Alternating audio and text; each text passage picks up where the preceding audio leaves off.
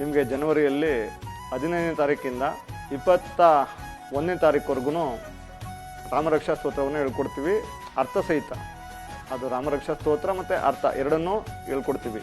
ನಾವು ರಕ್ಷಾ ಸ್ತೋತ್ರವನ್ನು ಪಾರಾಯಣ ಮಾಡೋದ್ರ ಮೂಲಕ ರಾಮನ ಅನುಗ್ರಹಕ್ಕೆ ಪಾತ್ರರಾಗೋಣ. ಜೈ ಶ್ರೀರಾಮ್.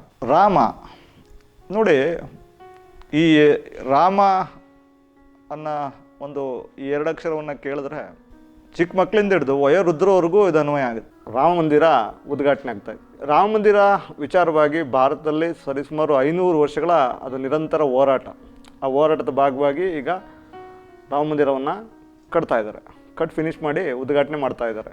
ರಾಮ ಈ ದೇಶದ, ಈ ನಾಡಿನ ಅಸ್ಮಿತೆಯ ಸಂಕೇತ ಹಾಗೂ ವರ್ಣಾತೀತ. ಅಂದರೆ ಪ್ರತಿಯೊಂದು ಜಾತಿಗಳಲ್ಲೂ ರಾಮನ ಬಗ್ಗೆ ಪೂಜ್ಯ ಭಾವನೆ ಇದೆ, ಗೌರವ ಇದೆ, ಹಾಗೂ ಆರಾಧಿಸ್ತಾರೆ, ಪೂಜಿಸ್ತಾರೆ.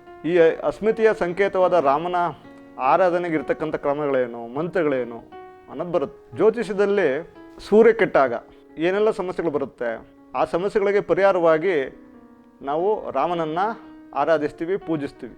ರಾಮ ಅಂದರೆ ಆತ ಮುಖ್ಯವಾಗಿ ರಕ್ಷಣೆಯನ್ನು ಕೊಡೋನು, ಎಲ್ಲ ಎಲ್ಲ ಎಲ್ಲ ಎಲ್ಲ ವಿಚಾರಗಳಲ್ಲಿ ರಕ್ಷಣೆಯನ್ನು ಕೊಡೋನು.